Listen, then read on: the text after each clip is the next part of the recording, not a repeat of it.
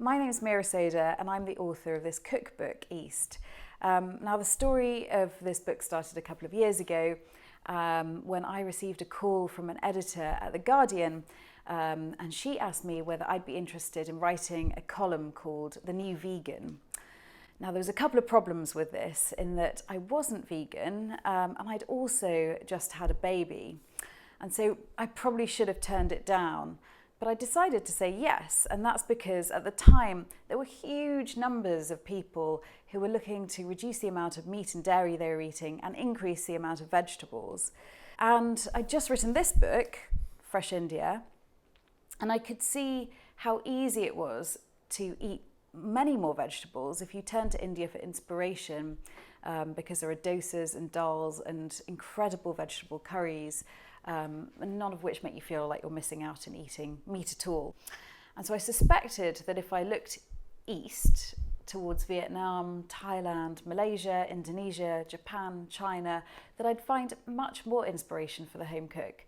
And luckily, I was right. So there's lots of inspiration for the home cook, from Thai som tam salads to Singapore noodles to Korean kimchi rice.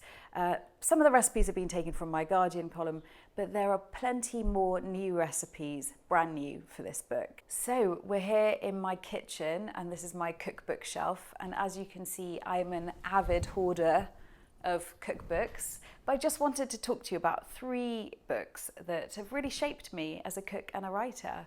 And the first of those books is Fergus Henderson's Nose to Tail Eating.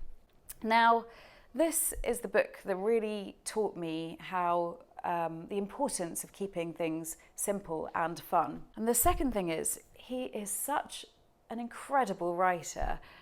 He's very, very entertaining. And it makes this book a real pleasure to use. So he talks about chopping parsley, not so fine, but just so as to discipline it. And I think that is just such a lovely idea, disciplining parsley. And I understand what he means, because the leaves are quite hard until you start to chop them, and then they sort of settle down a bit.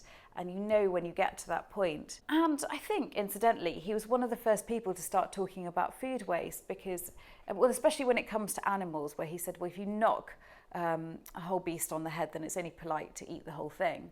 But he applies the same logic to vegetables, so he has a recipe for eating radishes in here, where he suggests that you slather them in butter and dip them in salt, but to keep the leaves to one side to dress with vinaigrette and to eat afterwards. And he suggests also that if you are cooking your own chickpeas, then the water that you cook them in becomes a very delicious stock for vegetarians. So that's why I love this book. So the second book that I want to tell you about is Stevie Parle's book, Real Food from Near and Far. And this book gave me confidence to adapt recipes. And what I mean by that is that Stevie travelled the world to collect recipes for this book, and he travelled widely into temples and cafes and people's homes, and he got back to the UK and realised that he couldn't cook a lot of that food at home because he couldn't get hold of those ingredients. So Stevie suggests that you should adapt recipes, and in his introduction he says it's good to adapt recipes to make them appropriate for produce season and equipment you have, but you must be careful though to keep the identity of a dish intact. When I was growing up in rural Lincolnshire, my mother would cook traditional Gujarati recipes but using local British seasonal produce.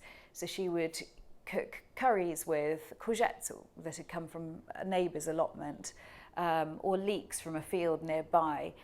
And Stevie's book gave me the confidence to be able to take what I'd learned growing up at home forward into my cooking. In my book, East, I've got Carolyn curries made using Jersey Royals and green beans, and an Indonesian nasi goreng dish made using sprouts.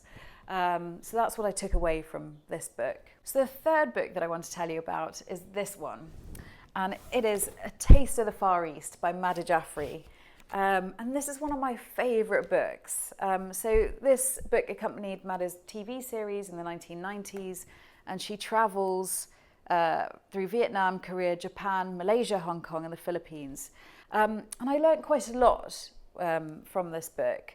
And I suppose the first thing was how important it is to be observant of the details that surround a recipe. So many recipes are these days can just be someone's version of, I don't know, let's say bolognese, and it has no heritage to it or no story to it. And that is everything that Madder isn't. So she will collect a recipe from a particular family and she'll be very observant about that place and those people. And so you can really, it's almost like an anthropological record of where that recipe has come from. So in the section on the Philippines, she talks about a lady called Ruby who loves throwing parties and absolutely adores miniature ponies. Or she talks about an elderly Vietnamese couple who are heralded by the government as war heroes, and the colour of their living room and what their children, what homework their children are doing in the evenings. And so you can really travel using Madder's book without travelling at all. And so I aspire to be more Madder. And she has, in part, encouraged me to look east for inspiration. And that is something that I've gained from her, but also to take down details of where these recipes are from and to give them a home.